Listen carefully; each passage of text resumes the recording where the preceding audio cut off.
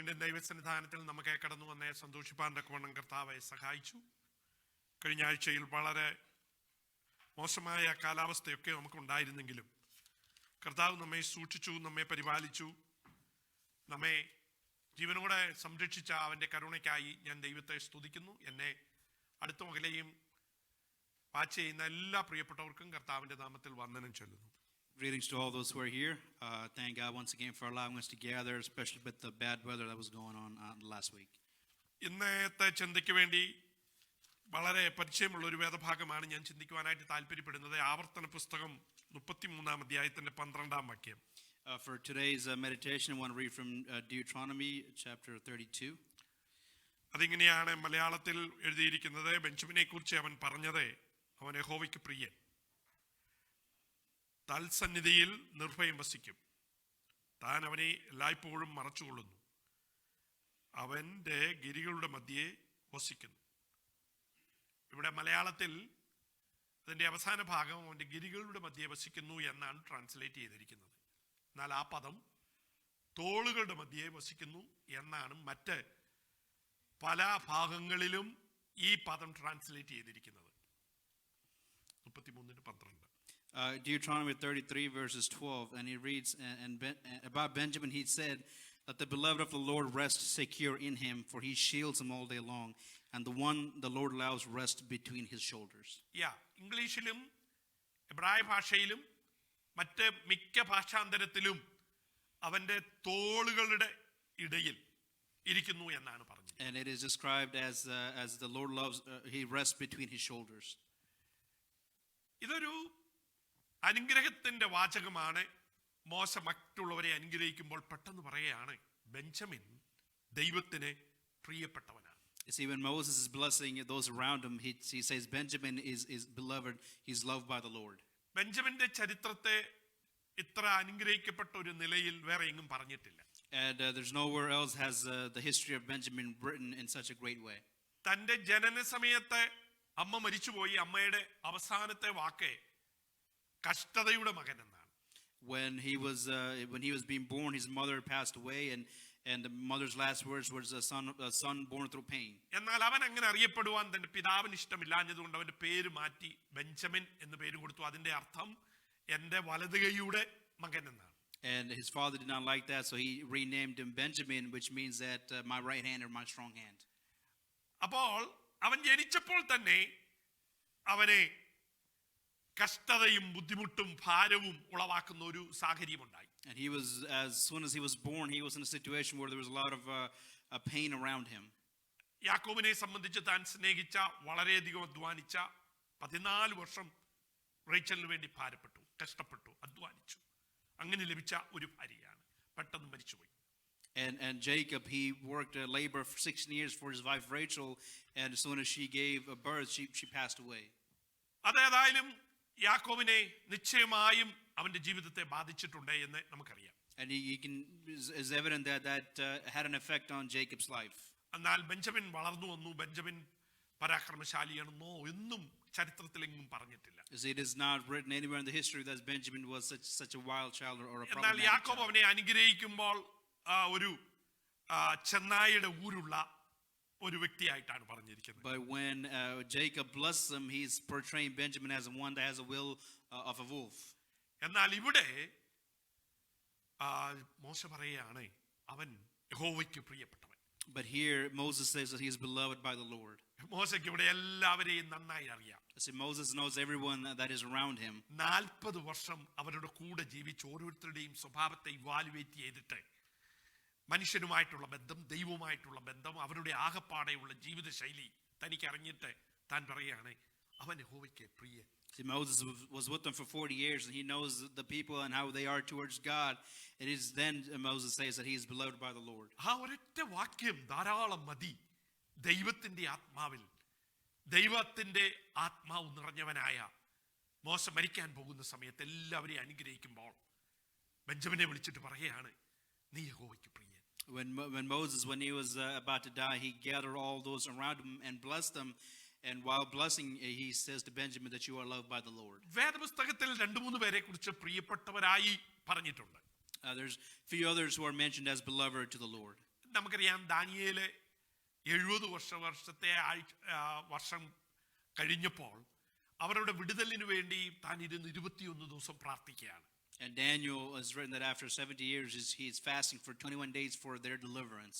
തന്നെ താൻ താഴ്ത്തി ദൈവത്തോടെ പാപങ്ങളൊക്കെ ഏറ്റുപറഞ്ഞു പ്രാർത്ഥിക്കുന്ന അതേ ദിവസം തന്നെ ദൈവം ഉത്തരവുമായി ഗബ്രിയേലിനെ പറഞ്ഞു വിട്ടു. And when he repented and fasting for the people, God heard his prayer and sent the angel Gabriel to Daniel. എന്നാൽ വഴിയിൽ വെച്ച് പിശാച് അവനെ തടഞ്ഞ് ആ പ്രാർത്ഥനയുടെ ഉത്തരം തടഞ്ഞു നിർത്തി എന്നാണ് പറഞ്ഞിരിക്കുന്നത്. But it says that the devil stopped the answer to that prayer. അപ്പോൾ ഗബ്രിയേലിന് മുന്നോട്ട് പോകാൻ കഴിയാഞ്ഞപ്പോൾ മീഖായേൽ പ്രധാന ദൂതനെ പറഞ്ഞുവിട്ട് പിശാചുമായി യുദ്ധം ചെയ്തിട്ട് തന്റെ ദാസൻ പ്രിയപ്പെട്ടവന് ഉത്തരം കൊടുക്കുവാൻ ദൈവം ഒരു എക്സ്ട്രാ കാര്യം ചെയ്യുകയാണ്. And then he sent another angel, Michael, to fight the devil and win over and provide Daniel with an answer. തന്റെ പ്രിയപ്പെട്ടവന് ഒരു ഉത്തരം കൊടുക്കുവാൻ വേണ്ടി പ്രധാന ദൂതനെ പറഞ്ഞുവിട്ട് യുദ്ധം ഏറ്റെടുക്കുകയാണ്. And here God sends the highest angel to deliver his message and in between fighting the devil. പിന്നീട് നാം കാണുന്നത് കർത്താവായ യേശുക്രിസ്തുവിനെ കുറിച്ച് പിതാവ് പറയുന്നതാണ് ഇവൻ എൻ്റെ പ്രിയപുത്രൻ. And then next time we hear the beloved is when God the Father says about Jesus, saying he's my beloved son. യേശു സ്നാനപ്പെട്ടപ്പോഴും മറുരൂപമലയിൽ വെച്ചും ഈ സംസാരം പിതാവ് പറഞ്ഞു, ഇവൻ എനിക്ക് പ്രിയപ്പെട്ടവൻ, ഇവനിൽ ഞാൻ പ്രസാദിച്ചിരിക്കുന്നു, ഇവന് ചെവി കൊടുപ്പീൻ. And once Jesus baptized, it is said that this is the son whom I'm pleasing, listen to him. പിന്നെ മത്തായിയുടെ സുവിശേഷം 12-ാം അധ്യായത്തിൽ യേശു തന്നെ പറയുന്നുണ്ട്, ദൈവം ഈ ദാസനെ കുറിച്ച് പഴയ നിയമത്തിൽ പറഞ്ഞത് ഉദ്ധരിച്ചുകൊണ്ട് യേശുവാണ് ഈ പ്രിയപ്പെട്ടവനെന്ന്. And Jesus in Matthew chapter 12 described himself as the beloved that the God wanted by quoting an Old Testament. എഫെസ്യ ലേഖനത്തിൽ അപ്പോസ്തലനായ പൗലോസ് പറയുന്നുണ്ട് പ്രിയനായവനിൽ നമ്മെ ദത്തെടുത്തെന്ന്. And in Ephesians Paul says that he took us in as a beloved. കൊലോസ്യ ലേഖനത്തിൽ വീണ്ടും പറയുന്നുണ്ട് പ്രിയപുത്രനിൽ നമുക്ക് അധികാരങ്ങളൊക്കെ തന്നു എന്ന്. And in Colossians it is written that in his beloved sons we have authority. അപ്പോൾ ഈ മൂന്ന് പേരെ കുറിച്ചാണ് വേദപുസ്തകത്തിൽ ദൈവം പ്രിയപ്പെട്ടവരെന്ന് പറഞ്ഞു. And it is these three individuals that the Bible describes them as beloved. അപ്പോൾ ബെഞ്ചമിൻ ആരുടെ ലെവലിലാണ് ദൈവം കാണുന്നതെന്ന് അറിയാമോ? കർത്താവായ യേശുക്രിസ്തുവിന്റെയും വളരെ സാക്ഷ്യം ലഭിച്ച, ആർക്കും കുറ്റം പറയാൻ കഴിയാത്ത, ദൈവം തന്റെ ദൂതനെ വിട്ട് സിംഹങ്ങളുടെ വായിൽ നിന്ന് വിടുവിച്ച, വലിയ ദർശനം കൊടുത്ത ദാനിയേലിന് തുല്യനായിട്ടാണ്. You see, Benjamin is here compared with Daniel and Jesus himself. അപ്പോൾ ദൈവത്താൽ പ്രിയപ്പെട്ടവൻ എന്ന് പറഞ്ഞവന്റെ അനുഗ്രഹം വളരെ വലുതാണ്. And so his future is bright because he is beloved by the Lord. അവിടെ പറയാണ് അവൻ ഭയം കൂടാതെ ദൈവസന്നിധിയിൽ വസിക്കും. He says he lives in the presence of the Lord without fear. അപ്പോൾ നമ്മുടെയൊക്കെ ജീവിതത്തിൽ നമുക്ക് മിക്ക സംഗതികളും നടക്കുമ്പോൾ ഭയം കടന്നു വരാറുണ്ട്. It's oftentimes in our life, fear comes into our lives. വേദപുസ്തകത്തിൽ കൂടെ പറഞ്ഞിട്ടുണ്ട് ഭയപ്പെടേണ്ട എന്ന്. And throughout the scripture, he says that do not fear. എന്നാൽ ദൈവവൈതലേ, നീ ദൈവത്തിന് പ്രിയനാണെങ്കിൽ ദൈവം നിന്നെ കുറിച്ച് പറയാ, നീ ഭയമില്ലാത്തവനായി. But if you are beloved to the Lord, then God is telling you do not live in fear. അത് തന്നെ എത്ര വലിയൊരു കാര്യമാണ്. ഏത് സന്ദർഭത്തിലും ഭയമില്ലാതെ ജീവിക്കാനുള്ള കാരണം അടുത്ത് പറയുന്നുണ്ട്. And in all circumstances, he's giving you a reason to not fear.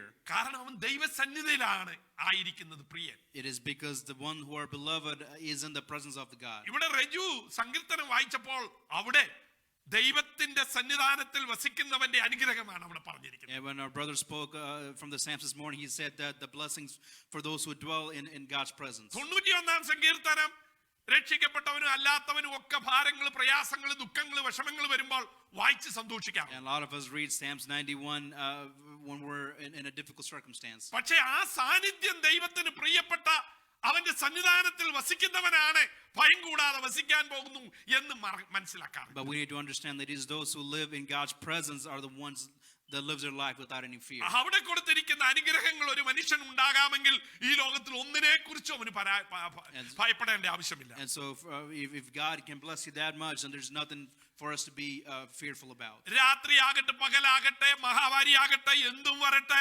ദൈവം അവനെ സംരക്ഷിക്കുമെന്നാണ് And it പറഞ്ഞിരിക്കുന്നത്. says, no matter what comes your way, God will sustain you. ദൈവത്തിന്റെ വിശ്വസ്തത അവന് പരിചയം പലകയുമായിട്ട് വരുമെന്നാണ് And it പറഞ്ഞിരിക്കുന്നത്. says that God's faithfulness is with you. അത് രാത്രിയാകട്ടെ, പകലാകട്ടെ, ഇരുട്ടാകട്ടെ, മഹാമാരിയാകട്ടെ, ഒന്നിനെ കുറിച്ചും ഭയപ്പെടേണ്ട എന്നാ The പറഞ്ഞിരിക്കുന്നത്. Sam is reminding us you don't need to fear about anything. അവന്റെ ചുറ്റുമുള്ള 1000 പേര് വീഴട്ടെ, 10,000 താഴെ വീഴട്ടെ, അതിന്റെ നടുവിൽ അവൻ സുരക്ഷിതനാണെന്ന്. And let thousands may fall by your side, but you are safe in the middle. അതിന് ഒരു കാരണമേ ഉള്ളൂ, അവന്റെ അരികിൽ നിൽക്കുന്നത് ദൈവമാണ്. And there's only one reason, it is because it is God who stands next to you. അല്ലെങ്കിൽ അവൻ ദൈവത്തിന്റെ അരികിലാണ് നിൽക്കുന്നതെന്ന് അർത്ഥം. Or he stands in the presence of the Savior. അപ്പോൾ നാം ദൈവത്തിന്റെ അരികിൽ നിൽക്കാൻ നമുക്ക് എപ്പോഴും ഇഷ്ടം തോന്നുന്ന ഒരു പ്രിയപ്പെട്ടവരുടെ അടുക്കാണ് നമ്മൾ എപ്പോഴും പോയി നിൽക്കാൻ താല്പര്യപ്പെടുന്നത്. And see, oftentimes we like to be around those who we like. അപ്പോൾ ദൈവം നമുക്ക് പ്രിയപ്പെട്ടവനാണെങ്കിലേ നമുക്ക് കർത്താവിന്റെ അടുക്കൽ എപ്പോഴും അങ്ങനെ നിൽക്കാൻ പറ്റത്തുള്ളൂ. See, only if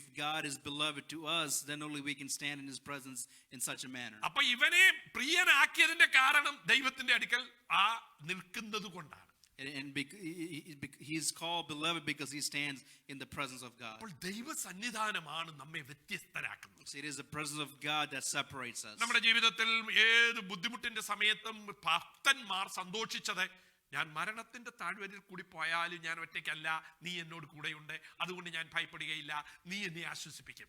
See, all the faithful saints, they never lived in fear because they knew who they worship. ഒരു സങ്കീർത്തനക്കാരൻ പറയാണ്, ഓ ദൈവം എന്താണ് എന്റെ കഷ്ടങ്ങളിൽ ഏറ്റവും അടുത്ത തുണയാണ്. And the Psalms repeatedly remind us of that. അപ്പൊ അതുകൊണ്ട് ഭൂമി കുലുങ്ങട്ടെ, വെള്ളം വിരിച്ചു കയറട്ടെ, പർവ്വതങ്ങൾ കുലുങ്ങി താഴെ വീണ് ബഹളമൊക്കെ ഉണ്ടാക്കട്ടെ, ഞാൻ ഭയപ്പെടുകയില്ല, കാരണം ദൈവം അവിടെ ഉണ്ട്. And it says that no matter what comes your way, I will not live in fear because my God is with me. അപ്പോൾ ദൈവം ഒരുവനെ പ്രിയൻ എന്ന് പറയണമെങ്കിൽ ദൈവസന്നിധാനത്തിൽ വസിക്കുന്നവനാണ്. And so if God, it says that he calls someone beloved, it means that person is in God's presence. അത് ആർക്കും സാധിക്കുമെന്നാണ് യാക്കോബ് പറയുന്നത്. ദൈവത്തിന്റെ അടുക്കിലേക്കല്ല, അവൻ നിന്റെ അടുക്കിലേക്ക് വരും. And Jacob says that go into the presence of God and he will come near you. അപ്പൊ അത് ആർക്കു വേണ്ടി മാത്രം കൊടുത്തിരിക്കുന്ന ഒരു കാര്യമല്ല. So it is not just a privilege to a particular individual. ദൈവം പറയാണ്, നീ എന്റെ അടുക്കിലേക്ക് വരിക, ഞാൻ നിന്റെ അടുക്കിലേക്ക് വരാം. And here God says that come near me and I will come near you. ദൈവം എങ്ങനെയാണ് വരുന്നതെന്ന് മുടിയൻ പുത്രന്റെ ചരിത്രത്തിൽ കർത്താവ് വളരെ വ്യക്തമാക്കിയിട്ടുണ്ട്. And how God comes, how God approaches you is written in the parable of the prodigal son. അവൻ ഭക്തനായി ജീവിക്കാൻ, അവൻ മാനസാന്തരപ്പെട്ട് മടങ്ങി വരുമ്പോൾ അവൻ ദൂരെ കണ്ടപ്പോൾ നിന്റെ അടുക്കിലേക്ക് ഓടിയെത്തുന്ന ഒരു പിതാവ്. And when that son repented and came back, the father saw him from the distance and ran towards him. അപ്പോൾ കർത്താവിനോടുള്ള ബന്ധത്തിൽ നീ അടുക്കും തോറും ദൈവവും നിന്നോട് ഓടി അടുത്ത് The വരികയാണ്. more you come near God, towards God, God is running after you. പ്രതിസന്ധിയും പ്രശ്നവും അഭിമുഖീകരിക്കുന്ന ദൈവജനമേ, നിനക്ക് കർത്താവിന്റെ പ്രിയനാകുവാൻ വേറെ ഒരു മറുമരുന്നുമില്ല, അവന്റെ അടുക്കൽ വസിക്കുക. Child of God, there's nothing that you need to do to be called beloved. You just need to go to his presence. നമുക്ക് ചില മനുഷ്യന്റെ അടുത്ത് എത്ര ഇരുന്നാലും മുഷിയാറില്ല. Yes, see, sometimes we can sit near someone we like and we'll never grow tired. എന്നാൽ ചില മനുഷ്യരെ കാണുമ്പോഴേ അയ്യോ കർത്താവേ ഇവൻ എപ്പോഴും എണ്ണിച്ചു പോകുന്നത് തോന്നും. And others we despise and want to leave their presence. അതിനൊരൊറ്റ കാരണമേ ഉള്ളൂ, അവര് നമുക്ക് പ്രിയരല്ല എന്നുള്ളത്. There's only one reason, because that person is not beloved to you. നമ്മളുടെ അവസ്ഥയ്ക്ക് അനുസരിച്ച് move ചെയ്യാത്തവരാണ്. And they live in a manner that is not consistent with yours. എന്നാൽ പ്രിയപ്പെട്ടവരുമായി സമയം ചെലവഴിക്കുന്നത് നാം അറിയാറേയില്ല. But with those we love, the time we spend with them, we don't even realize. എന്തിനാണ് നാം 10, 20, 30 മണിക്കൂർ പ്ലെയിനിലെ കുത്തിയിരുന്നിട്ട് ഇന്ത്യയിലേക്ക് പോകുന്നത്? So we go on such a long journey on a flight to go to India because they're beloved to us. നമ്മുടെ പ്രിയപ്പെട്ടവർ അവിടെ ഉള്ളത് കൊണ്ടാണ്. It is because those who are beloved to us are there. അപ്പോൾ നമ്മുടെ പ്രിയപ്പെട്ടവരെ ഉള്ളിടത്തോളം കാലം നമുക്ക് അതിന് ആഗ്രഹവും കൂടിക്കൊണ്ടിരിക്കും. See, as long as they're beloved to us, and we have that desire to spend time with them. മാതാപിതാക്കൾ ഉള്ളപ്പോൾ നാം കൂടെ പോയിക്കൊണ്ടിരിക്കും. And if our parents are there, then we'll go throughout. മാതാപിതാക്കൾ മരിച്ചു പോയി കഴിഞ്ഞാൽ പിന്നെ അതിന്റെ വർഷങ്ങൾ വ്യത്യസ്തത വരും. And once our parents pass away, then our visits are less infrequent. സഹോദരങ്ങൾ ഉള്ളപ്പോൾ കുറച്ചുകൂടെ അകലം വിട്ട് പോകും. And if our siblings are there, then we'll go not as much as it was when our parents were there. അവരോട് ഇല്ലാതെ പോയി കഴിയുമ്പോൾ പിന്നെ വല്ലപ്പോഴും പോയെങ്കിൽ പോയില്ലെങ്കിൽ പോയില്ല. And even once they leave the earth too, then we rarely go. എന്റെ അച്ചായനും അമ്മയും ഞങ്ങളെല്ലാം കൂടെ താമസിച്ചത് പാലക്കാടാണ്. See, our family was from this area called Palakkad. എന്റെ പേരൻസ് താമസിക്കുമ്പോൾ ഞാൻ എല്ലാ വർഷവും പോകുമായിരുന്നു. When my parents were there, I used to go every year. എന്റെ പേരൻസും എന്റെ സഹോദരങ്ങളും അവിടെ നിന്ന് വിട്ടുപോയ ശേഷം 10 വർഷത്തിൽ ഒരിക്കൽ. ഇപ്പോഴും എനിക്ക് അവിടെ ഒരു 15 സെന്റ് സ്ഥലം കിടപ്പുണ്ട്. എന്നാലും അത് കാണാൻ അത് ഏതാണെന്ന് പോലും അറിയത്തില്ല. But now that my parents and my siblings are not there, I very rarely go. അപ്പം വസ്തു അല്ല നമ്മുടെ വിഷയം, നമുക്ക് പ്രിയപ്പെട്ടവരാണ് നമുക്ക്. You see, I have a small property there, but it doesn't matter because those who are beloved to me are not there anymore. സാഹചര്യമില്ലെങ്കിലും സാഹചര്യം ഉണ്ടാക്കി പ്രിയപ്പെട്ടവരെ കാണാൻ പോകും. Even when you don't, even the situations are against you, will go if they're beloved to us. അപ്പോൾ ദൈവം നമുക്ക് പ്രിയപ്പെട്ടവനാണെങ്കിൽ ദൈവം നമ്മുടെ അടുക്കലേക്ക് വരും. See, if God is beloved to us, then He will come near us. നാം ദൈവത്തിന് പ്രിയപ്പെട്ടവരാണെങ്കിലും ദൈവം നമ്മുടെ അടുക്കലേക്ക് ഓടിയെത്തും. If we are beloved to God, then He will run towards us. അതാണ് മുടിപുത്രന്റെ ചരിത്രം പറയുന്നത്. That is what the prodigal son teaches us. ഇവൻ എന്റെ മകനാണ്, അവൻ മരിച്ചവനായിരുന്നു, അവൻ ജീവനോട് എന്റെ അടുക്കലേക്ക് വരുമ്പോൾ എനിക്ക് അവനോട് വീണ്ടും പ്രിയം വരികയാണ്. You see, he was a son, but he was dead to me, but now that he came back to me, I'm running after him. അവന് ആരും പ്രതീക്ഷിക്കാത്ത അനുഗ്രഹങ്ങൾ കൊടുക്കുകയാണ്. And he's being blessed with many things that he cannot dream of. ഈ ലോകത്തിലുള്ള ഒരു വ്യക്തിക്കും അത് മനസ്സിലാകത്തില്ല. So no, that concept is not, people don't understand that concept. അപ്പൊ പിതാവിന്റെ സാന്നിധ്യവും സന്തോഷവും അവൻ കൊടുക്കുന്ന അനുഗ്രഹം കണ്ടപ്പോൾ മൂത്ത സഹോദരന് വളരെ ദേഷ്യം വരികയാണ്. And see, the older sibling is in such rage that the father is blessing this prodigal son. മറ്റുള്ളവർക്ക് അസൂയ തോന്നുമാറെ അവർക്ക് മനസ്സിലാകാത്ത രീതിയിൽ നിന്നെ സഹായിക്കും. You see, he's blessing this prodigal son in a way that causes envy to others. അതിനുള്ള ഒരൊറ്റ മാർഗം നീ ദൈവത്തിന്റെ അടുക്കലേക്ക് വരിക. And see, the only thing you need to do that is go to your God. അവിടെ പറയുന്നത് അവൻ സന്നിധിയിൽ വസിക്കും. It says that he lives in the presence. അത് തന്നെ എന്തൊരു വലിയ പ്രിവിലേജ് ആണ്. And what sort of privilege is that? നമ്മുടെ ജീവിതത്തിൽ നമുക്ക് ലിമിറ്റഡ് ആയിട്ട് വലിയ മനുഷ്യരെ കാണാൻ പറ്റത്തുള്ളൂ. Yes, so we can only see others in a limited manner. ചില മനുഷ്യരെ അവരുടെ അടുത്ത് പോകുവാൻ നമ്മുടെ ജീവിതകാലത്തെ സാധിക്കില്ല. And to some people we were never able to approach their presence. ഇപ്പോ നമ്മുടെ പ്രസിഡന്റിയോ പ്രൈം മിനിസ്റ്ററുടെയോ അടുത്ത് പോകണം എന്ന് പറഞ്ഞാൽ എന്ത് ബുദ്ധിമുട്ടുള്ള ഒരു കാര്യം. You see, it is not easy for us to go approach our president or the vice president. അവരൊന്നും നമ്മൾ സമ്മതിച്ചതേ വരികയില്ല. And we might never be able to do that. നമ്മൾ ദൂരെ നിന്ന് ഫോട്ടോയിലൊക്കെ കാണുകയും ടിവിയിലൊക്കെ കാണുകയുള്ളൂ. We might limit to just watching him in the photos or in the news. എന്നാൽ പ്രിയപ്പെട്ടവർക്ക് എപ്പോഴും കടന്നിയല്ല. But those who are beloved to them can go to their തന്റെ presence. ഭാര്യയ്ക്ക് കടന്നിയല്ല, മക്കൾക്ക് കടന്നിയല്ല, തന്റെ പ്രിയപ്പെട്ടവർക്ക് എപ്പോഴും എവിടെയും See, കടന്നിയല്ല. their spouses, their children, and those who are beloved to them can go to their അത് presence. സ്വാഭാവികമാണെങ്കിൽ ദൈവവും അത് തന്നെയാണ് പറയുന്നത്. Because that is also what God tells us.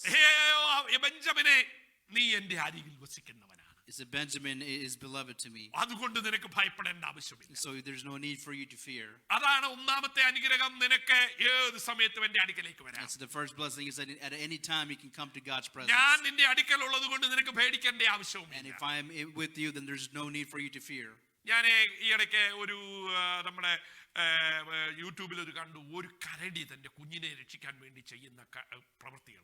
And I recently watched a clip on YouTube where this bear is trying to protect its child. അതിന്റെ മുൻപിൽ വരുന്നത് കടുവായാലും മറ്റു മൃഗങ്ങളായാലും ഒന്നും അത് ഭയപ്പെടത്തില്ല. Yes, he did not fear thinking who the enemy was. അതിന്റെ ജീവനുള്ളിടത്തോളം കാലം കടുവായാകട്ടെ സിംഹമാകട്ടെ കുഞ്ഞിനെ രക്ഷിക്കാൻ അത് എന്തും ചെയ്യും. And that mother protected the cub at any cost, even with its own life. ഒരു മൃഗത്തിന് അതിനാണെങ്കിൽ ജീവനുള്ള സർവശക്തനായ ദൈവം നിന്നെ കുറിച്ച് പറയുകയാണ്, നിനക്ക് ഭയപ്പെടേണ്ട ആവശ്യം. It's even animals capable of doing that. It is our Heavenly Father who tells us that there's no need for us to fear. കാരണം നീ എന്റെ അരികിലാണ് It വസിക്കുന്നത്. is because you are beloved to Him. അങ്ങനെ പ്രിയപ്പെട്ടവൻ അത് തീർച്ചയായും ആ അനുഗ്രഹമുണ്ട്. And those who are in God's presence for sure have that blessing. രണ്ടാമതായിട്ട് ദൈവം പറയാണ്, താൻ അവനെ എല്ലായ്പ്പോഴും മറച്ചുകൊള്ളുന്നു.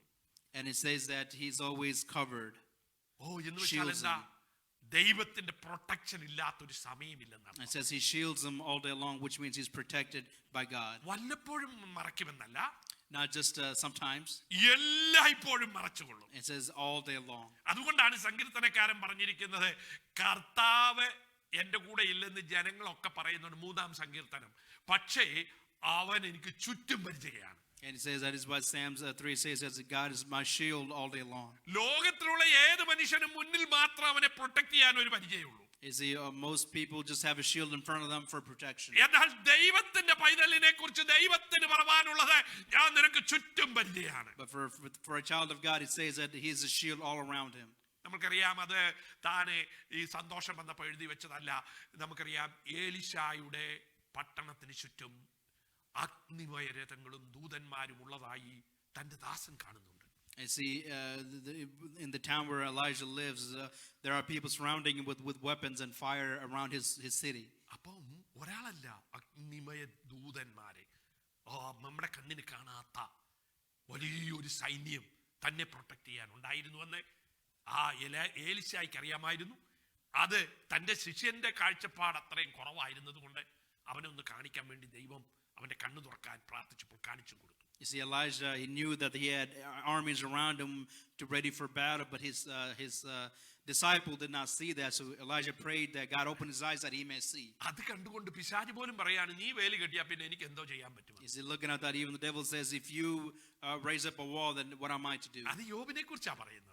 And that is spoken about Job. നീ വേലി കെട്ടിയിരിക്കുമ്പോൾ എനിക്ക് എന്തോ ചെയ്യാൻ പറ്റും. It says, when you're covered with this wall, what am I able to do? അപ്പോൾ ലോകത്തിലെ ദൈവ പൈതലിന്റെ ഏറ്റവും വലിയ ശത്രുവായ പിശാച് പോലും ദൂരെ നിന്ന് നമ്മുടെ കോഴിക്കൂട്ടിൽ ഒരു കോഴി ഭദ്രമായിരിക്കുമ്പോൾ കുറുക്കൻ ദൂരെ നിൽക്കുന്നത് പോലും മാത്രമേ കഴിയുള്ളൂ. You see, all the devil can do is look from outside.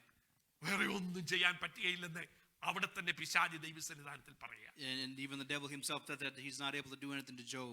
ദൈവം വേലി പൊളിച്ചാൽ മാത്രമേ കാട്ടുമൃഗങ്ങൾക്ക് കടന്നു വന്നേ അവന്റെ മുന്തിരിത്തോട്ടത്തിൽ പ്രവേശനമുള്ളൂ എന്ന് യെശയ്യാ പ്രവചനം 5-ാം അധ്യായത്തിൽ പറഞ്ഞിട്ടുണ്ട്. And only if the wall falls down would the enemy come in. നീ ദൈവത്തിന്റെ പ്രിയനായി അവന്റെ അരികിൽ താമസിക്കുമ്പോൾ നിന്നെ സംരക്ഷിക്കുവാൻ, നിന്നെ നോക്കുവാൻ, നിന്റെ വലതുവശത്തായിരം നിന്റെ ഇടതുവശത്തെ 10,000 വീഴട്ടെ, നിനക്ക് ഭയപ്പെടേണ്ട ആവശ്യം. When you are beloved and in God's presence, there's no need for you to fear because he protects you. അതുകൊണ്ടാണ് ദാവീദ് പറയുന്നത്, എന്റെ ചുറ്റും ഒരു സൈന്യം തന്നെ പാളയമിറങ്ങിയാലും ഞാൻ ഭയപ്പെടുകയില്ല. So that is why David says, if there's an army before me, I will not fear. യഹോവ എന്റെ വെളിച്ചവും എന്റെ ബലവുമാണ്, മനുഷ്യൻ എന്നോട് എന്ത് ചെയ്യും? Because Jehovah is my light and there's nothing man can do to me. അപ്പോൾ പിശാചിനൊന്നും ചെയ്യാൻ പറ്റുകയില്ല, മനുഷ്യർക്കൊന്നും ചെയ്യാൻ പറ്റുകയില്ലെന്ന് ദൈവത്തിന്റെ വചനം പറഞ്ഞിരിക്കുന്നു. See, the scripture says that the devil or people can do anything to you. നിന്റെ ജീവിതത്തിൽ നീ പ്രിയപ്പെട്ടവനാണെങ്കിൽ ദൈവം പറയുന്നു നീ സുരക്ഷിതനാണ്. See, if you are beloved in his presence, then you are protected. നിനക്ക് ഭയപ്പെടേണ്ട ആവശ്യമില്ല. There's no need for you to fear. നിന്റെ പ്രൊട്ടക്ഷൻ ഞാനാണ്. You see, God is your protection. നമുക്കറിയാം, ചില നാളുകൾക്ക് മുമ്പേ ഒരു പ്രൈം മിനിസ്റ്ററോട് മീറ്റിംഗ് നടത്തിയപ്പോൾ ഒരു മനുഷ്യൻ ചപ്പൽ എടുത്ത് തന്നെ എറിഞ്ഞു. You see, there was a while back when a prime minister was conducting a meeting, some guy threw his shoes at him. ഇവിടെ തന്നെ നമ്മുടെയൊക്കെയും ഈ അമേരിക്കയിൽ തന്നെ പ്രസിഡന്റുമാരെ മറ്റുള്ളവർ വെടിവെച്ച് കൊന്നിട്ടുണ്ട്. കന്നഡിയെയോ okay. And even in the United States, there was a president that was assassinated earlier. അങ്ങനെ പലരും, Abraham Lincoln, അങ്ങനെ പലരും മരിച്ചിട്ടുണ്ട്. There are many people that have died in such a manner. അപ്പോൾ ഇവർക്കൊക്കെ എന്തൊരു വലിയ protection ആണെന്നറിയാം. So they all had protection around them. അപ്പോൾ മനുഷ്യർക്ക് ആ പ്രൊട്ടക്ഷനെ ഒക്കെ അതിജീവിച്ച് സൂത്രമൊക്കെ ചെയ്ത് മറ്റുള്ളവരെ പറ്റിച്ചാണെങ്കിലും എന്തെങ്കിലും ചെയ്യാൻ പറ്റും. You see, people can come up with ways to overcome that protection. എന്നാൽ നാം ദൈവത്തിന്റെ കരങ്ങളിലാണെങ്കിൽ നമ്മെ പ്രൊട്ടക്ട് ചെയ്യുന്ന ഒരു കർത്താവുണ്ട്. But if we are in the hands of God, then we are protected. അവനോട് പ്രിയനാണെങ്കിൽ അവൻ പറഞ്ഞിരിക്കുന്നു, നിനക്ക് ചുറ്റും പരിചയമാണ് ഞാൻ. And if you are in his presence, says he's a shield all around you. ദൈവം തന്നെ നമ്മുടെ കാവലേറ്റെടുത്തിരിക്കുകയാണ്. And he has taken initiative of our protection. ഇത് സാധാരണ ഒരു വിഷയമല്ല. മോശ പറയുകയാണ്, ഭയങ്കര ശക്തനായ രാജാവിന്റെ മുൻപിൽ താൻ എങ്ങനെയാണ് രക്ഷപ്പെട്ടത്. പല പ്രാവശ്യം മോശയെ കൊല്ലണമെന്ന് പോലും ഫറവോൻ ആഗ്രഹിച്ചിട്ടുണ്ട്, പക്ഷെ ഒന്നും ചെയ്യാൻ കഴിഞ്ഞില്ല. See, Pharaoh wanted to kill Moses many times, but he was unable to do so.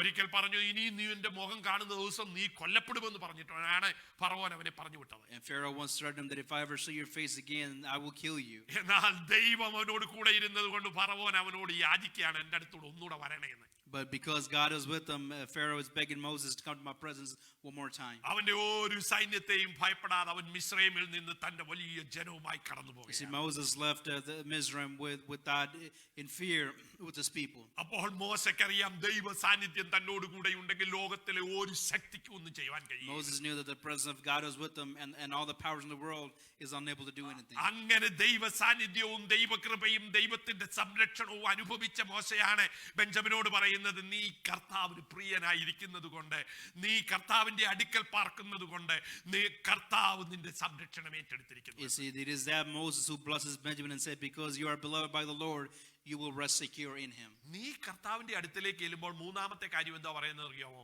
നീ കൊച്ചു കുഞ്ഞുങ്ങളെ നമ്മളെ ഈ രണ്ട് കാലും മുന്നോട്ടിട്ട് നമ്മുടെ തോളത്തിരുത്തുമല്ലോ.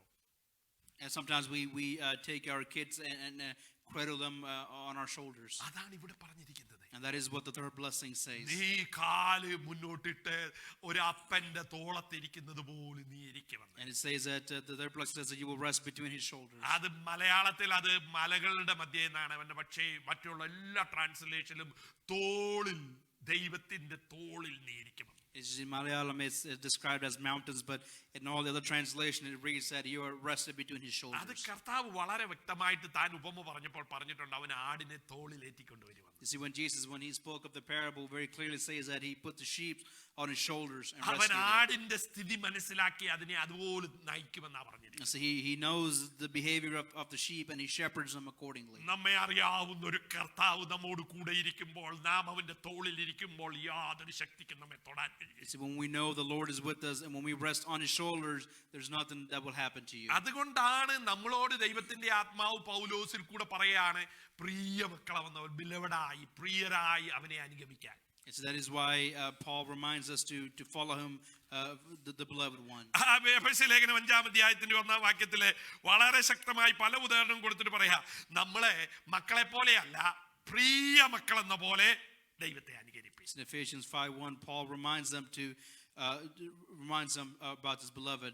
അപ്പോൾ നമ്മുടെ ജീവിതത്തിൽ ദൈവം നമ്മളെ കുറിച്ച് ആഗ്രഹിക്കുന്നത്, നാം എല്ലാവരും ബെഞ്ചമിന്റെയും ദാനിയേലിന്റെയും കർത്താവായ യേശു ക്രിസ്തുവിന്റെയും അവസ്ഥയിലേക്ക് ഉയരണമെന്നാണ്. See, God is wanting us to rise up to the level of Daniel, Benjamin, and Jesus. കാരണം താഴത്തെ വാക്യത്തിൽ പറയാ, നിങ്ങളെ സ്നേഹിച്ച് നിങ്ങൾക്ക് വേണ്ടി ജീവൻ തന്ന കർത്താവിന്റെ അടുക്കൽ അല്ല, നിങ്ങളെ ക്രുദ്ധിച്ചിരിക്കുന്ന മറ്റ് ദേവന്മാരെ പോലെയല്ല, രക്തം കുടിക്കാനിരിക്കുന്നവരെ പോലെയല്ല, ക്രിസ്തു നിങ്ങളെ സ്നേഹിച്ച് നിങ്ങൾക്ക് വേണ്ടി ജീവൻ തന്ന് മക്കളാക്കുവാൻ, അവകാശികളാക്കുവാൻ, ക്രിസ്തുവിനോട് കൂട്ടവകാശികളാക്കുവാൻ പ്രസാദം തോന്നിയ ദൈവസ്നേഹത്തിലാണ് നീ വസിക്കുന്നത്. See, Paul says that we are dearly loved children by God because Christ loved us and gave himself for us as a sacrifice. അതുപോലെ ആ സ്നേഹത്തിൽ, ആ ബന്ധത്തിൽ നാം പ്രിയമക്കളെ പോലെ നടക്കാനാ പറഞ്ഞിരിക്കുന്നത്. And he's asking us to walk in that relationship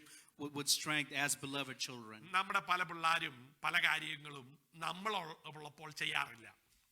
You see, sometimes the kids don't do things when we're around them. പഠിക്കേണ്ട സമയത്ത് പിന്നെ നമ്മൾ അവിടെ ഉണ്ടെങ്കിൽ അവരെല്ലായ്പ്പോഴും TV ഓൺ ചെയ്തുകൊണ്ടിരിക്കത്തില്ല. Is when we're there, they don't, instead of studying, they don't just sit there and watch TV. നമ്മൾ അങ്ങോട്ട് മാറി കഴിയുമ്പോൾ അവരുടെ പരിപാടി തുടങ്ങും. But when we are not in their presence, then they ended up doing whatever they want to do. അത് സ്നേഹത്തിന്റെ അടിസ്ഥാനത്തിലല്ല. That is not the basis of love. അത് ഭയത്തിന്റെ അടിസ്ഥാനത്തിലാണ് നമ്മൾ ഇല്ലാത്തപ്പം ചെയ്യുന്നത്. കാരണം അവർക്ക് കാണുന്നില്ല, കേൾക്കുന്നില്ല, അറിയുന്നില്ല, അതുകൊണ്ട് ഉള്ളപ്പോഴുള്ള ഭയം കൊണ്ടാണ് അത് ചെയ്യാത്തത്. That is the basis of fear, because when you're with them, they don't do that. എന്നാൽ ദൈവം അങ്ങനെ ഒരു കാര്യമേ നമ്മളിൽ നിന്ന് ഇച്ഛിക്കുന്നില്ല. But God does not demand that from us. ദൈവഭയം എന്ന് വേദപുസ്തകം പറഞ്ഞിരിക്കുന്നത് ദൈവത്തെ ബഹുമാനിക്കുക, ആദരിക്കുക എന്നൊക്കെ അർത്ഥത്തിലാണ്. You see, the fear of God in the Bible is said as beloved and be in his presence, worship him. നമ്മൾ രണ്ട് വിധത്തിൽ ആൾക്കാരെ ഭയപ്പെടാറുണ്ട്. There are two kinds of fear that we typically have. ഒന്ന്, ആളിന്റെ അധികാരം ആളെ നമ്മളെ ഉപദ്രവിക്കും എന്നുള്ള ഒരു വിധത്തിൽ. One, we might fear someone's authority that they might harm us. മറ്റേത് ആ വ്യക്തിയോടുള്ള ആദരവിൽ, സ്നേഹത്തിൽ, ആ വ്യക്തിയുമായിട്ടുള്ള ബന്ധത്തിന്റെ അടിസ്ഥാനത്തിൽ നാം അവരെ ആദരിക്കാറുണ്ട്. Or second, it might be a reverence towards someone. അത് മാത്രമേ നിലനിൽക്കുകയുള്ളൂ. And only those will sustain. ഒരു പോലീസുകാരൻ തന്റെ വേഷത്തിൽ, അധികാരത്തിൽ പോലീസുകാരനായിരിക്കുന്നിടത്തോളം കാലം നമ്മുടെ കാറ് നിർത്താൻ പറഞ്ഞാൽ നമ്മൾ നിർത്തും. You see, if a police officer tells us to stop our car, then we will stop.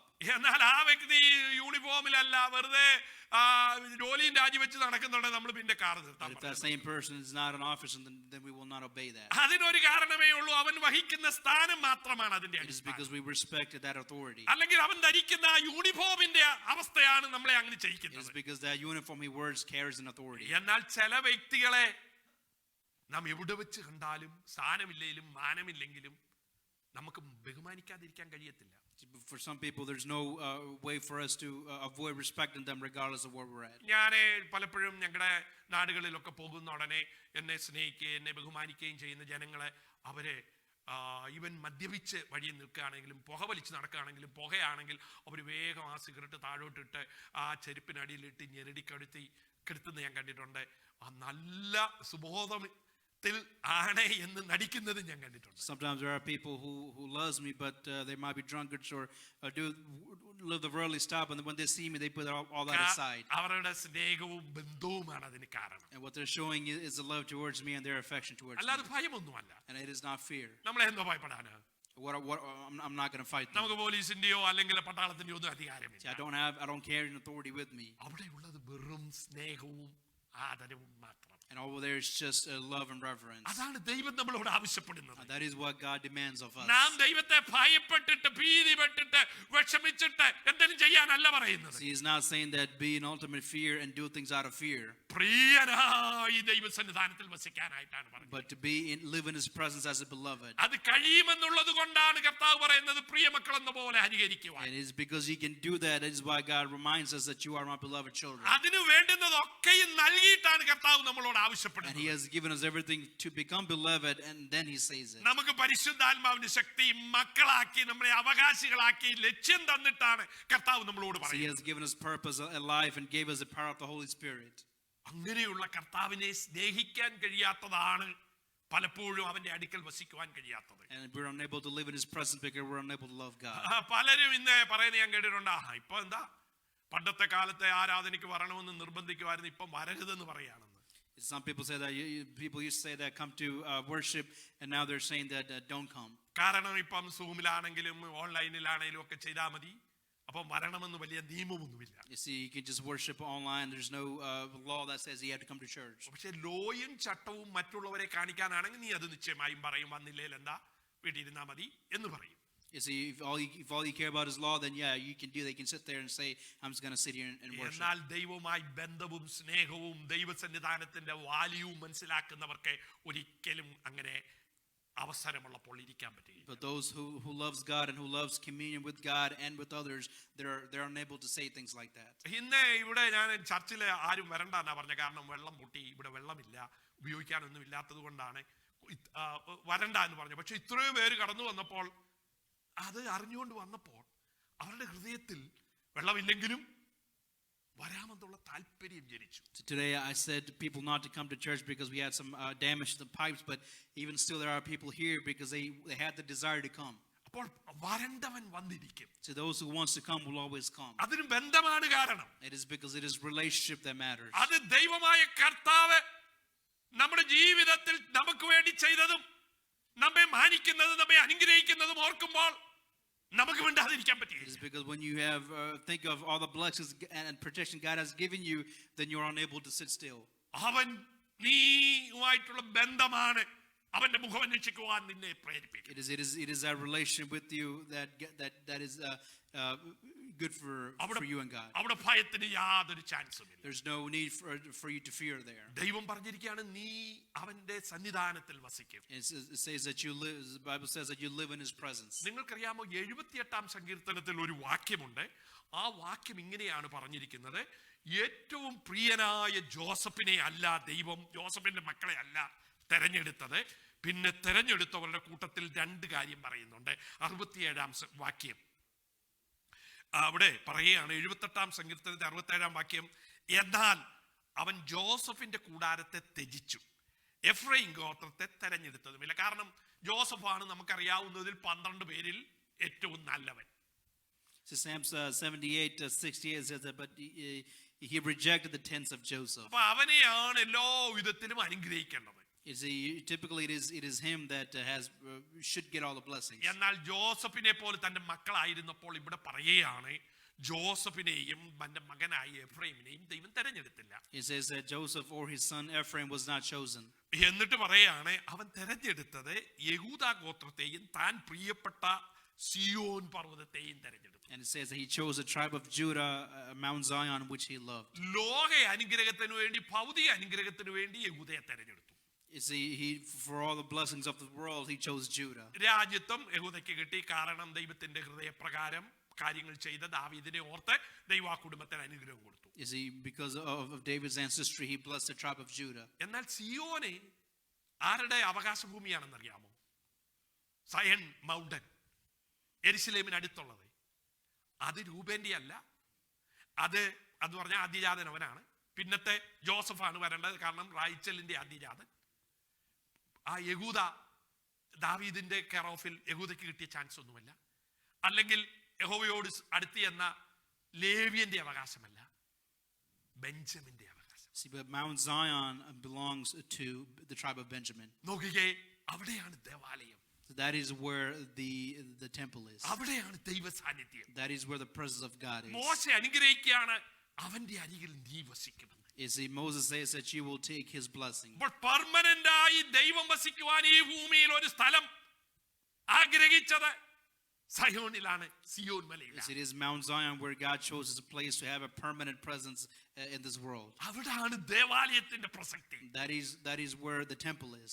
അത് വേറെ ആർക്കിടെ അവകാശഭൂമിയല്ല. And that place belongs to no one else. അത് ബെഞ്ചമിന്റെ അവകാശഭൂമി. And that belongs to only one person, that is Benjamin. മോശയുടെ അനുഗ്രഹമായി വന്നത് നിങ്ങൾ കാണുന്നുണ്ടോ? Do you see how the blessings of Moses came അവൻ true? ദൈവത്തിന്റെ സന്നിധാനത്തിൽ വസിക്കുന്നവനായി മാറും. See, Benjamin was one who was beloved and lived in God's presence. ആ തലമുറയെ കുറിച്ച് മാത്രമല്ല, കർത്താവ് വരുന്ന കാലം വെട്ട് വരെ സിയോന്റെ മാധുര്യം വളരെ വലുതാണ്. And he always talks about the Mount Zion and all the great blessings that are upon it. ആ ദേവാലയം ഇരിക്കുന്ന മലയുടെ കുറിച്ച് ഇന്ന് ലോകം നോക്കിയാൽ വലിയൊരു സമൂഹം അത് വളരെ പ്രാധാന്യം കൽപ്പിക്കുന്നു. Is that place has a lot of importance where the temple is located at Mount Zion. യഹൂദന്മാർ അവരുടെ ജീവൻ അതിനു വേണ്ടി കൊടുക്കും. And the Jews even will give up their life for it. മുസ്ലിങ്ങളുടെ ലോകത്തിലെ മൂന്നാമത്തെ പുണ്യസ്ഥലമാണ്. And for the Muslims it is their third most important place. സകല ക്രിസ്ത്യാനികളും അവിടെ പോകുന്നതിന് എണ്ണമറ്റ സംഖ്യയാണ് ഓരോ വർഷവും And വയ്ക്കുന്നത്. there are many Christians who goes and visits that place. ദൈവം ആ സ്ഥലത്തെ തെരഞ്ഞെടുത്തു. It is because God chose that place. ഓ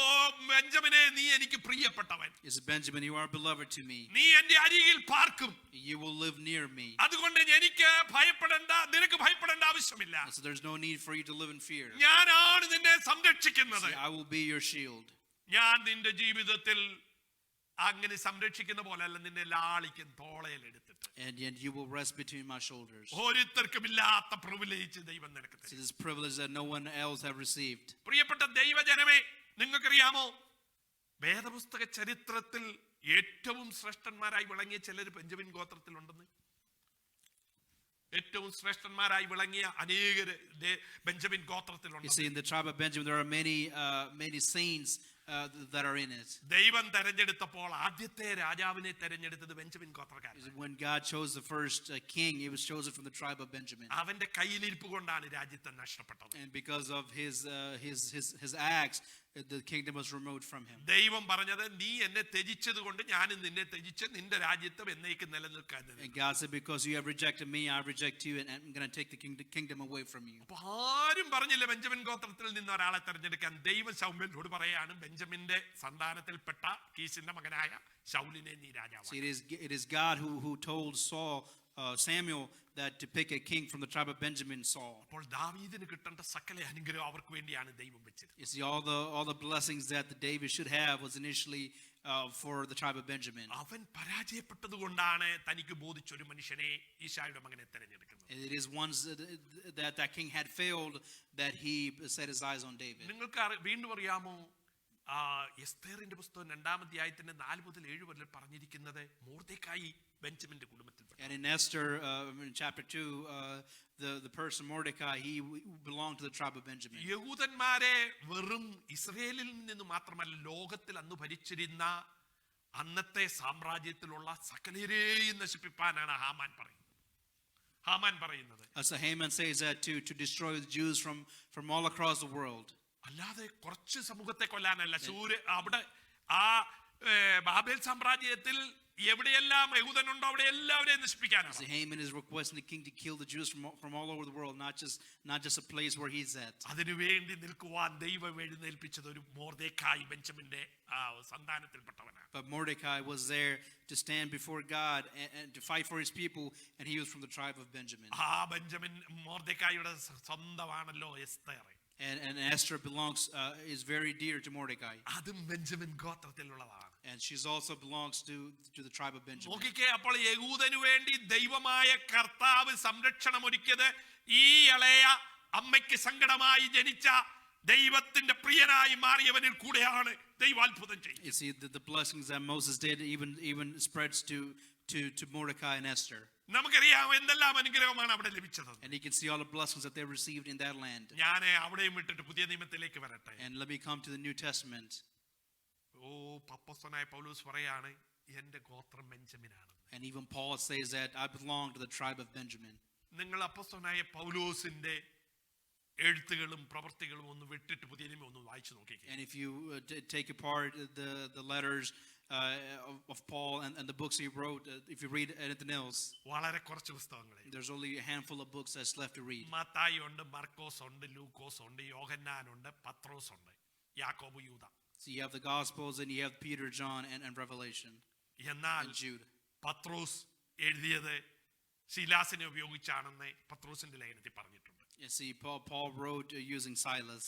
അതുകൂടാതെ മർക്കോസ് പൗലോസിന്റെ കൂടെ യാത്ര ചെയ്ത ഒരു മനുഷ്യനാണ്. And Mark traveled along with Paul many times. ലൂക്കോസിന്റെ സുവിശേഷം അപ്പോസ്തല പ്രവൃത്തി എഴുതിയത് അത് സന്തത സഹചാരിയായിരുന്നു. And Luke also wrote the Acts, and he also had a relationship with Paul. അപ്പം പത്രോസിന്റെ ഒന്നാം ലേഖനവും മർക്കോസിന്റെ സുവിശേഷവും ലൂക്കോസും അപ്പോസ്തല പ്രവൃത്തിയോട് ചേർന്നാൽ അപ്പോസ്തലനായ പൗലോസ് എഴുതിയ 14 പുസ്തകം എബ്രായരോടെ കൂട്ടി ഇതും 4 കൂട്ടിയാൽ 18, 27 3-2 പൗലോസിന്റെ ഇൻഫ്ലുവൻസ് ഉള്ള വ്യക്തികളും താനും എഴുതിയതാണ്. You see, most of the books in the New Testament either are written by Paul or written under his influence. സുവിശേഷം യെരുശലേമിൽ തുടങ്ങി റോമിൽ വരെ എത്തിക്കുവാനും റോമർക്ക് ലേഖനം എഴുതുവാനും യൂറോപ്പിൽ എത്തിക്കുവാനും ദൈവം ഉപയോഗിച്ച മനുഷ്യൻ Benjamin ഗോത്രക്കാരനായ ശൗല. So he was a catalyst for spreading the gospel from Jerusalem to Rome and even to Europe, and he belonged to the tribe of Benjamin. ബെഞ്ചമിന്റെ അനുഗ്രഹം ഇന്നും നടന്നുകൊണ്ടിരിക്കുകയാണെന്നാണ് ഞാൻ പറഞ്ഞു വരുന്നത്. What I'm saying is that the blessings that God gave to the tribe of Benjamin even happens today. നമ്മൾ പൗലോസിന്റെ എന്തെങ്കിലും ലേഖനം വായിച്ച് സന്തോഷിക്കുകയാണെങ്കിൽ അതിന്റെ പശ്ചാത്തലത്തിൽ മനസ്സിലാക്കണം, ദൈവം അവനെ അനുഗ്രഹിച്ച അനുഗ്രഹത്തിന്റെ ഒരു പ്രകടനമാണ്, ഒരു റിഫ്ലക്ഷൻ ആണ്. And you can look at Paul's life and you can conclude that he's a small reflection of the blessings of Benjamin. പഴയ നിയമത്തിലെ ദേവാലയം നിൽക്കുന്ന സ്ഥലം അവന്റെ വകയാണ്. And see, the temple, the place where the temple is located, that belongs to Benjamin. പുതിയ നിയമത്തിന്റെ 3-2 അവന്റെ ഇൻഫ്ലുവൻസും അവന്റെ എഴുത്തുകളുമാണ്. And even most of the books in the New Testament also is a reflection of him. ധൈര്യമായി ദൈവത്തിന്റെ വചനത്തിൽ പറഞ്ഞിരിക്കും, ഞാൻ ക്രിസ്തുവിന്റെ അനുകാരിയായിരിക്കുന്ന പോലെ എന്നെ അനുകരിക്കാൻ പറയാൻ കൊള്ളാവുന്ന മോഡലായി ഉയർന്ന ഒരു മനുഷ്യൻ. And Paul, he's using himself as a model and said, just like I follow Jesus, you should follow what I do. ബെഞ്ചമിനെ, നീ എനിക്ക് പ്രിയപ്പെട്ടവനാണ്. So Benjamin, you are beloved to me. നീ എന്റെ സന്നിധിയിൽ വസിക്കും. So you will live in my presence. നീ അതുകൊണ്ട് ഭയമില്ലാതെ ജീവിക്കും. And you will live without any fear. നിന്റെ ജീവിതത്തിൽ നിനക്ക് ഭയമില്ലാതെ വസിക്കല്ല, ഒരു കൊച്ചു കുഞ്ഞിനെ ഞാൻ ലാളിക്കുന്നത് പോലെ എന്റെ തോളിൽ വെച്ച് നിന്നെ ലാളിക്കും. And you will rest between my shoulders. ദൈവത്തിന്റെ പ്രിയ മക്കളാകുവാൻ നമ്മളോട് ആവശ്യപ്പെട്ടിരിക്കുന്നു. He's all asking us to become a beloved child just like Benjamin. ദൈവത്തിന്റെ പ്രിയപ്പെട്ടവർക്ക് വേണ്ടി ദൈവം എന്തും ചെയ്യുന്നവനാണ്. So God will do anything for those who are beloved to him. ദാനിയേലിനോട് പറയുകയാണ്, നിനക്ക് നീ പ്രാർത്ഥിച്ച സമയത്ത് തന്നെ ഞാൻ നിനക്ക് ഉത്തരം തരും. And to Daniel he says that I will give you an answer the moment you pray. അപ്പോൾ നിന്റെ ജീവിതത്തിന്റെ പ്രശ്നത്തിന് ഉത്തരം തരുവാൻ ദൈവം തുറന്ന ചെവിയുള്ളവനായിട്ടിരിക്കുക. God is hearing your prayers and is able to give you an answer to your prayers. നീ കർത്താവിന് വേണ്ടി ദൈവഹിതത്തിന് വേണ്ടി സമർപ്പിക്കുമ്പോൾ ദൈവം നിന്നെ നോക്കിക്കൊണ്ടിരിക്കുക. And if you commit to the will of God, then he's looking at you. അതാണ് കർത്താവായ യേശുക്രിസ്തു മനുഷ്യനായി വന്ന് മനുഷ്യരെ പോലെ ഐഡന്റിഫൈ ചെയ്ത് സ്നാനപ്പെട്ടപ്പോൾ ദൈവം സ്വർഗം തുറന്നു പറയാണ്, ഇവൻ എന്റെ പ്രിയപുത്രൻ, ഇവനിൽ ഞാൻ പ്രസാദിച്ചിരിക്കുന്നു. See, when Jesus took off of the role of a man and was baptized, the heavens opened him and said, "This is my son, who is my beloved."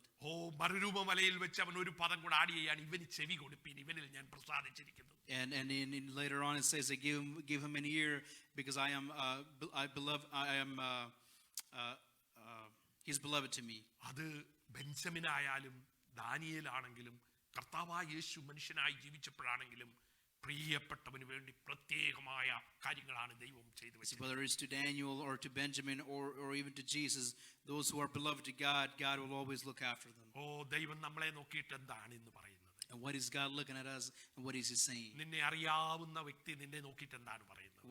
What is the person that knows you, what do they look at you and say? നല്ലതുപോലെ അറിയാവുന്ന മോശയാണ് എല്ലാവരെയും അനുഗ്രഹിച്ചപ്പോൾ പറയുന്ന, ബെഞ്ചമിനെ നീ യഹോവയ്ക്ക് പ്രിയൻ. See, Moses knew all those around him, but when he blessed them, he says that Benjamin, you are beloved to the നമ്മളെ Lord. അറിയുന്ന നമ്മുടെ പ്രിയപ്പെട്ടവരെ എന്തോ സാക്ഷ്യമായിരിക്കും നമ്മെ കുറിച്ച് See, പറയും. what would those around us, what kind of testimony would they have about us? ദൈവത്തിന് പ്രിയപ്പെട്ടവനായിട്ട് ഒരാർക്കെങ്കിലും പ്രിയപ്പെട്ടവരാണ്. Would any of them say that you are beloved to God? നമ്മുടെ ഇടപാടും നമ്മുടെ സംസാരവും നമ്മുടെ രീതികളും കാണുമ്പോൾ നാം ആർക്കെങ്കിലും പ്രിയപ്പെട്ടവരാണ്. And our nature and our behavior, taking that into consideration, are we beloved to anyone? എന്നാൽ ദൈവത്തിന്റെ പ്രിയരാകുവാൻ ദൈവം ആഗ്രഹിക്കുന്നു. But God wants us to be those whom who calls beloved. പ്രിയ മക്കൾ എന്ന പോലെ ദൈവത്തെ നമുക്ക് അനുകരിക്കാം. Just like a child that is beloved. അതിന്റെ അടിസ്ഥാനം സ്നേഹമാണ്.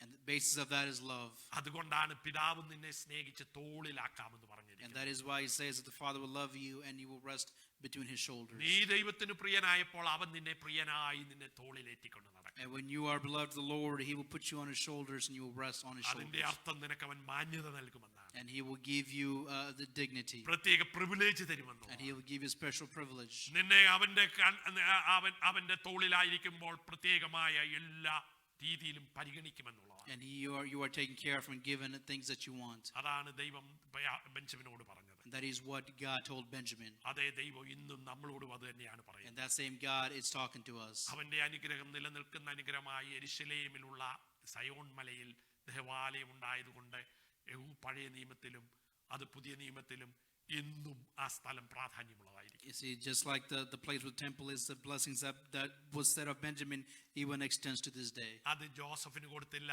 അത് എഫ്രൈമിന് കൊടുത്തില്ല, അത് യഹൂദയ്ക്ക് കൊടുത്തില്ല, അത് ബെഞ്ചമിനാണ് കൊടുത്തത്. See, Joseph, Judah, or Ephraim, none of them got the Mount Zion.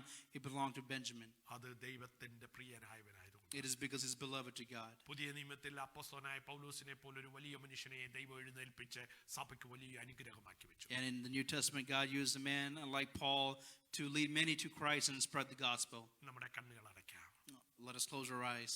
നമുക്ക് പ്രാർത്ഥിക്കാം.